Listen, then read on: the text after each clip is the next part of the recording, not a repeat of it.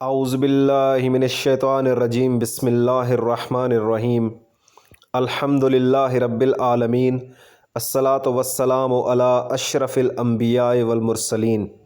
Dear مومنین، آج نہج البلاغہ کا خطبہ نمبر 31 کا اردو ترجمہ آپ کے ساتھ شیئر کرنے جا رہا ہوں۔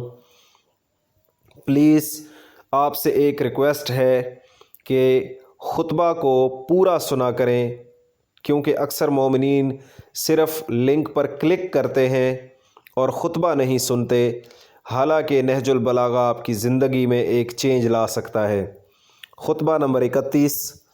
جب آپ نے عبداللہ بن عباس کو زبیر کے پاس بھیجا کہ اسے جنگ سے پہلے اطاعت امام کی طرف واپس لے آئیں، خبردار طلحہ سے ملاقات نہ کرنا کہ اس سے ملاقات کرو گے تو اسے اس بیل جیسا پاؤ گے جس کے سینگ مڑے ہوئے ہوں۔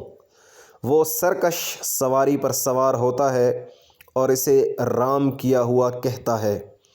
تم صرف زبیر سے ملاقات کرنا کہ اس کی طبیعت قدرے نرم ہے۔ اس سے کہنا کہ تمہارے ماموں زاد بھائی نے فرمایا ہے کہ تم نے حجاز میں مجھے پہچانا تھا اور عراق میں آ کر بالکل بھول گئے ہو۔ آخر یہ نیا سانحہ کیا ہو گیا ہے؟ سید رضی ما ادا ما بدا، یہ فقرہ پہل تاریخ عربیت میں امیر المومنین ہی سے سنا گیا ہے۔ جزاک اللہ مومنین۔